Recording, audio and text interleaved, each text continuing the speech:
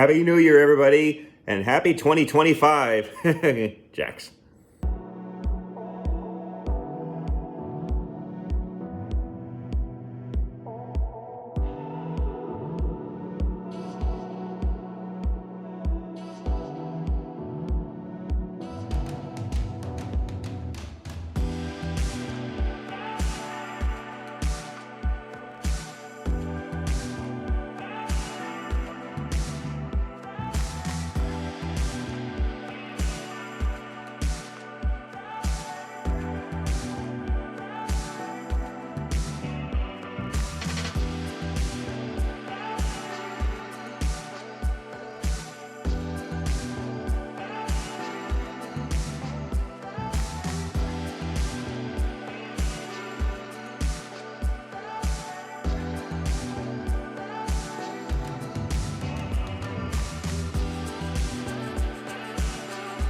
All right, what do we get today? Here we go. Hemoglobin prick. I told you.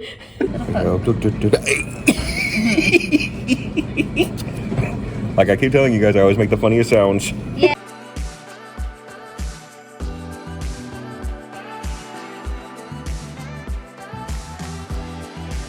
Hey everybody, it's me, Jeff Acosta. Hey, how you guys all doing? Yeah, so this is how I started 2025. Seeing Hamilton, of course, great food as always, and of course, giving off another plasma donation. And I'm actually recording this at the day of my donation, and now me recuperating. So let's see like how much of this video I can do like before I start getting a little tired and everything, because after you donate you get a little tired. But anyways, before I go on, don't forget to subscribe, and if you know anybody who has Asperger syndrome, autism, or any kind of special condition, please let them know about my professional Facebook page, Instagram, and YouTube channel, the same names, Meet Writer Jeff Acosta. Especially if anyone out there, whether you have Asperger syndrome, autism, or any kind of special condition or no condition, and you want some type of inspiration, even from someone who may not always be 100% perfect, then please tell them about my pages, because I would like to do whatever I can to bring some inspiration. And even though I always say that I'm not always perfect, I mean, to be honest, who really is? And that's okay. Nobody's perfect. But anyways, what is actually very perfect for this video is, I thought what I would do is, just for the month of January 2025, is just do a little mini documentary about the history of one of Disney's most famous attractions, Space Mountain. And the reason I decided to do that is because this month is the 50th anniversary of when the Magic Kingdom's version of the ride opened in 1975. So it's just incredible, and there were like Space Mountains at practically every Disney resort around the world. And I remember like my memories of growing up riding Space Mountain at Disneyland and doing it one time at Disney World. It's a really iconic attraction. I may not be a big Disney enthusiast anymore for personal reasons, but you know what? It's just I remember the memories. But hey, before I go on about the history about Space Mountain, let's do a little backstory to it and with some pictures. Take a look at this.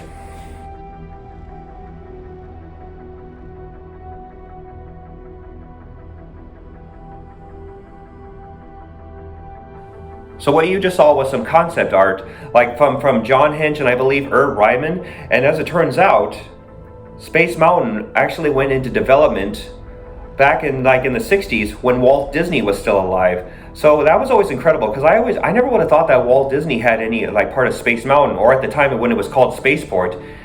Originally, Walt was against thrill rides being inside Disneyland because to him, thrill rides reflected on like the amusement parks of the time, because especially because how he felt about them, since they weren't exactly always kept and everything, or like well maintained, I should say. But after the success of the Matterhorn, he thought, what, thrill rides really do have a place in Disneyland. So then he just decided, since Tomorrowland needed some improvements, that he thought, like, why not do an indoor roller coaster that takes him into outer space? So Spaceport, which was done by John Hench in that one kind of like, I guess you could call it almost kind of like a rough design, where it looked like it was just kind of like done in scribbles quickly. That was what they were thinking about with Spaceport. But unfortunately, though, because of the limited technology at the time, especially because there was the 1960s and computers didn't really become a thing until like the 70s, Spaceport was put on hold. And of course, Walt Disney never got to see Spaceport being built, since he died in 1966 from lung cancer. However, in the 70s, after the success of the Magic Kingdom at Walt Disney World in Florida, Imagineers decided, you know what, we can build Space Mountain now that technology came around and could just do like what they were hoping for. So the very first The very first Space Mountain was in development, and it would open in 1975. And check out these pictures and just some cool details I'll be mentioning in a moment.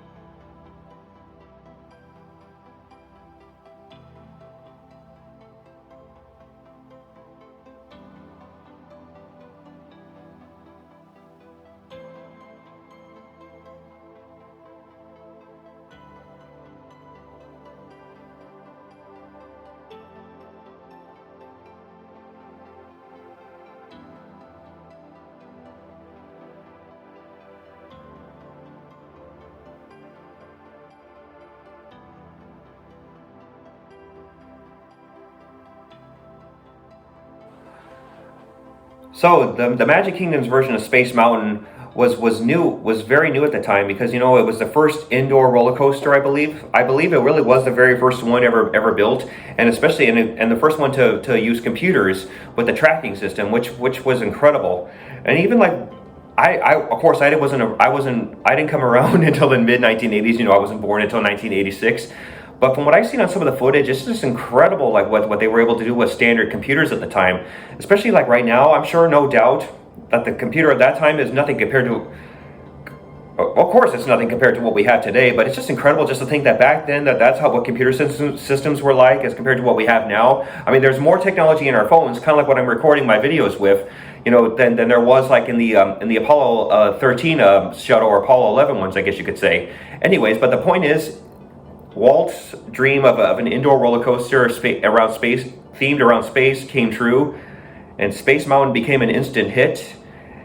And over the years, that version of the ride has had some changes, like especially with sponsorship. Like RCA was the very first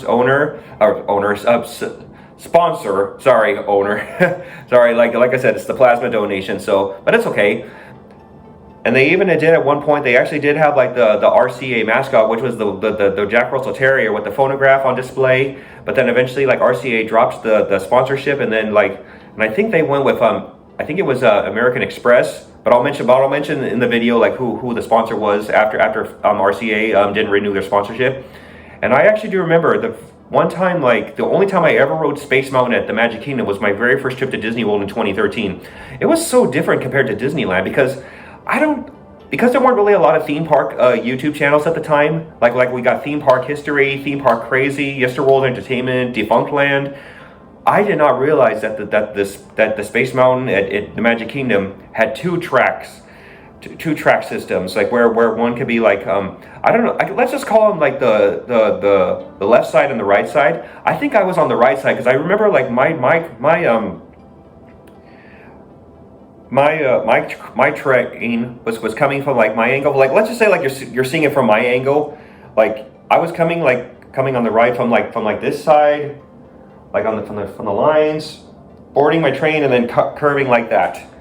I wish I could better describe it, but I remember it was just incredible, and I could not believe how much smaller the cars were, and also like how the lap bar was. It's just incredible, like how different it was compared to the one at Disneyland. But of course, also the size of the building itself. I mean, hey, the ride building itself is literally like outside the berm of the Magic Kingdom, and it's right beyond like where the railroad is. In fact, the railroad, I think, is right above like where the main entrance to the ride is, where you actually go under the train tracks. So that's incredible that Disney was able to do that, even after 4 years after building the Magic Kingdom. So, although I only got to ride it once at the Magic Kingdom, it was great that I got to do it my one time. Who knows if I'll get back to Disney World, but it would be kind of interesting if I ever do one of these days. Just like I hope to get to all the Disney theme parks around the world. And then speaking of which, we're on now to the Disneyland version of Space Mountain. Check this out.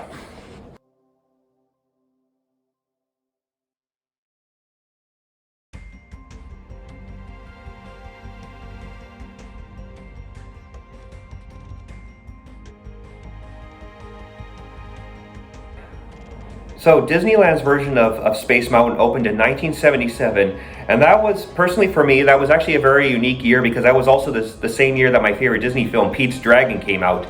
So the Disneyland version is much smaller than the one at the Magic Kingdom, because the building The building is much smaller, so the way it wouldn't tower over Main Street, because it literally would be right behind Main Street as compared to like the Magic Kingdom one, which was kind of like out in the distance where you can't even see it from Main Street, USA. However, so the way they can make the ride a bit bigger, the ride building was built, I think, 17 feet, it said, into underground. So the way the track system could still be longer and more thrilling, even if one track is compared to the Magic Kingdom version. And that's actually what also sets the Disneyland version apart from the Magic Kingdom version, is there's only one track layout, like one roller coaster that goes through there. I actually do remember, like, when I was little, I think it was the summer of 1991 or 1992, back when my mom and my dad were still married, they took me, my brother, and my eldest cousin to Disneyland. I didn't know what Space Mountain was, but my cousin wanted to go on Space Mountain. My younger brother couldn't, so I think he stayed with my mom, and then I went on the ride with my dad, I think it was. I didn't know what to expect, but then once we boarded the cars, I was like thinking, okay, this is it. For some reason, I thought Space Mountain was just like some walkthrough attraction, because, you know, I was young. I was like 4 or 5 years old at the time when we got on it. Of course, I was actually impressed, like when I saw like the kind of like the blue light effect. I think that's what it was called, where like our clothes or something would reflect in blue, and then suddenly we took off, and of course, you know, just, you know, going through the dark and just like. Oh my gosh, I was so scared. I don't remember if I was crying or not after the ride was done, but I was so scared to get on that ride again after that. In fact, my cousin, not to be mean, but she would always say to me when I was growing up, Jeffrey, do you want to go on Space Mountain? And I'd be like, no. It would not be until like 1998, I think it would be like when my mom took me and my brother to Disneyland that year, that like when my brother was old enough and tall enough to get on some of those rides, that, you know, we finally went on it. Of course, I was scared because I remembered like the fear I had when I was younger. But you know what? Getting on it, while it was still a little scary, I'm glad I got on it. And of course, and I remember, like, you know, always wanting to go to Disneyland after that I wanted to get on that ride. It was pretty fun. I especially also did not know that at that time there was also like a new onboard audio system, which added a soundtrack to the ride. So that added more intensity, I guess you could say, to the ride. However, mentioning that onboard system, what a lot of us probably did not know, and I did not know this, but if any of us remember in late 2003 that Disney closed Space Mountain unexpectedly, and then it would not reopen again until the 50th anniversary of Disneyland, until 2005, that is, it was because the onboard audio system put so much pressure onto the train track system itself for the roller coaster. So the car, because like literally the roller coaster cars were much heavier than they used to be. So the system, the track layout was not built to sustain more weight. So over time, it was starting to basically put wear and tear onto the tracks, and what could have also caused a serious accident. But fortunately, though, they caught it on time, and then that's when they made the decision that they have to replace the train tracks and everything. And as a result, we got a new and better Space Mountain in 2005. And then also, personally, I was just really glad that they restored Space Mountain back to its old white paint coat, instead of like that robust bronze or whatever they called it from the 1998 Tomorrowland. So it was a lot of fun. You know, it was a little scary when I was younger, but it was a lot of fun. And also, let me just quickly say, like, one thing I really liked was when FedEx sponsored Space Mountain at Disneyland in the 90s. They had some very funny, like, you know, commercials that they made just for the ride, and one of them featured these two aliens. One was like where one was like really scared that the boss was going to lose his temper, and then when he does lose something, and then the boss like loses his mind, and then the planet explodes, and then they say, next time, basically send your package with FedEx. In fact, this is what those two aliens looked like. Check this out before we go on to the next Space Mountain.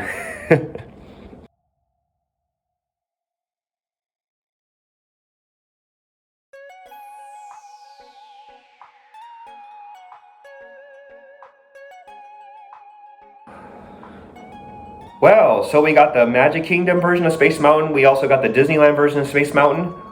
The next version and the third installment of Space Mountain would come in 1983 when Tokyo Disneyland opened to the world. The Oriental Land Company, they wanted a Disney theme park like that would reflect both Disneyland and the Magic Kingdom at the time.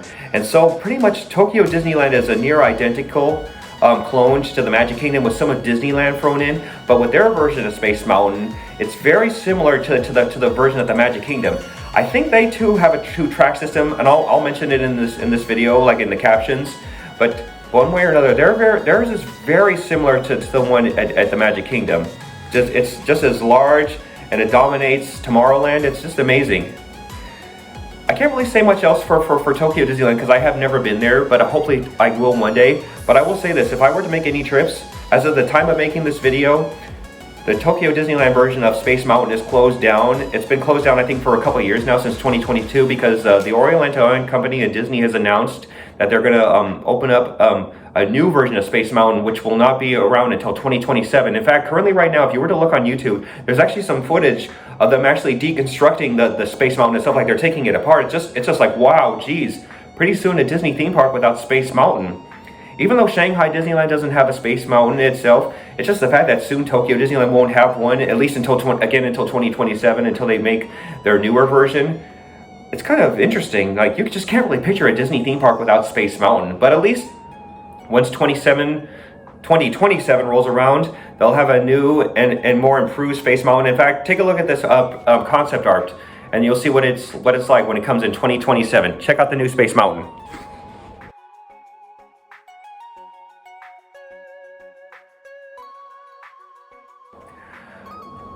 So the fourth installment of Space Mountain came around in 1992 with the, in 1994 for Disneyland Paris. When I was about to mention 1992, I was about to say when it opened with Disneyland Paris, but no, actually it didn't open until 2 years after that park opened. It was originally going to be planned to be built with Disneyland Paris itself, or at the time called Euro Disneyland. And what they were going to do was they wanted it to be like a bigger, like larger mountain, and then with part of it just being a ride, and also with some additional rides, like with one based around the Nautilus, which of course Disneyland Paris would get, like Journey to the Nautilus, I think it was called, or something like that. So they decided to put it on hold as phase 2 for expansion of Disneyland Paris. However, when Disneyland Paris opened in 1992, it was a critical and financial failure, because I think part of it, from what I read, was the French really did not like the idea of an American-based company like being in their country. Basically, it was American imperialism or something like that. If any of you know what I'm talking about and have better detail about it, just please comment down below. But basically, it was just part of it was just that the French did not like an American-based company like in their country. And also, even though Michael Eisner saw the success of what Tokyo Disneyland was, I think part of it was just like him and the company and Disney, like, that they chose a part of France that really just did not have like a lot of like tourist attractions around it, like kind of like in Anaheim, where there's all these like restaurants and shops surrounding Disneyland, or like just outside the property of the Magic Kingdom, like where there's all these other shops and other attractions. It just wasn't the same with Disneyland Paris. And the same thing with Tokyo Disney, because they're surrounded by the whole city. It was kind of like more out in the outskirts, I guess you could say, of France. So because of that, they were thinking, oh my gosh, is this going to be the very first Disney theme park to close? However, like after I don't remember the full details, but they were able to save the park in some way. And then part of it was also is they decided, they're going to bring Space Mountain into the picture now for Disneyland Paris.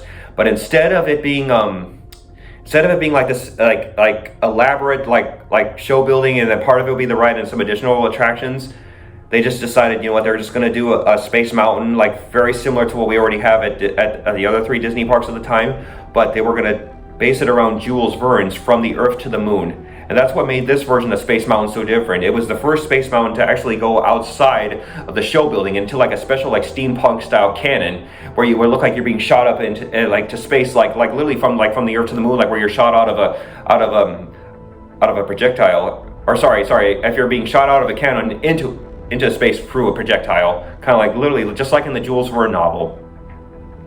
What also made that version of Space Mountain so unique was it would be the very first one to feature the onboard audio system, which I mentioned about the Disneyland version. So and then crossing through like comets and asteroids, and then I'll show you a picture just before we go on to the 5th version of Space Mountain. Like they also had this funny like cartoonish like moon, which was all I think a reference to George Méliès's 1902 or 1904 silent film A Trip to the Moon, which parodied both From the Earth to the Moon and Man on the Moon, I believe it was called. Like I keep saying, I'm like anything I I'm not sure if I'm representing it correctly. I'll mention it in the captions of this video. But yep, so that version of Space Mountain ended up being a big success, and in some way it kind of did save Disneyland Paris, but it still became a bit of a detriment to the Walt Disney Company. And I don't know for sure what it's like today, because I have not, just like Tokyo Disneyland, I have not visited Disneyland Paris either. But it looks like amazing. It looks amazing. The original From the Earth to the Moon story has been taken out, but you know, it would still be interesting just to see what that version of Space Mountain is like someday. But then also there's one other version of Space Mountain that we'll hope to see one day. Even if it is very similar to one other Disney theme park, it would still be kind of fun to check out. So here's the moon I was talking about, and then we'll go on to our the fifth version of Space Mountain.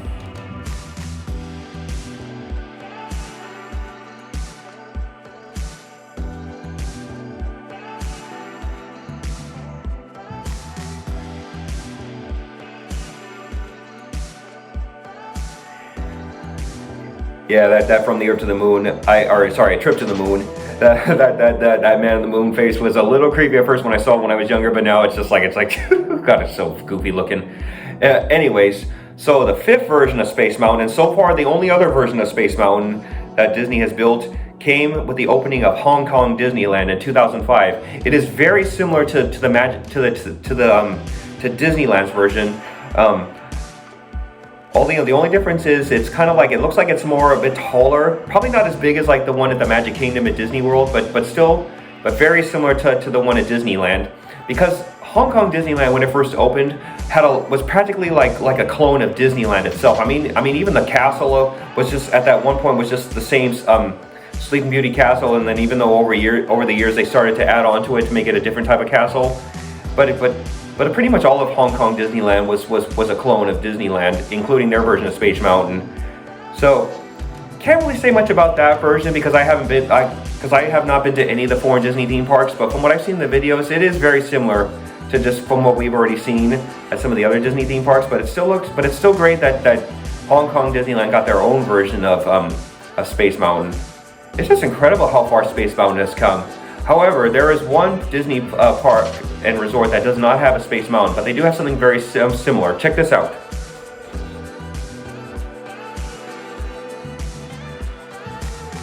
So while it's not a Space Mountain, Shanghai Disneyland has a high-speed roller coaster, and their version is themed around the 2010 film version of Tron. Funny thing is, even though I was a big enthusiast at one point, and I remember collecting the little toy figures of the characters, I never saw the movie. But it looks like the film was really such a big success that Disney wanted to make a high-speed roller coaster in place of Space Mountain for Hong Kong Disneyland. And then very recently, the Magic Kingdom got their own version of the Tron roller coaster. So at least in some ways, Shanghai Disneyland has something similar to Space Mountain, even if it's not themed around space. So there is a lot about Space Mountain. It's the one Disney attraction that has been cloned in every Disney theme park, and maybe even you could say had some inspiration for the Tron roller coaster at Shanghai Disneyland. But there are a couple other things about Space Mountain that I want to briefly mention in this video. And I hope you're all enjoying this video, especially since this is my first time doing a documentary about a theme park ride, and especially since it's mostly just showing me and also pictures that I found on the internet.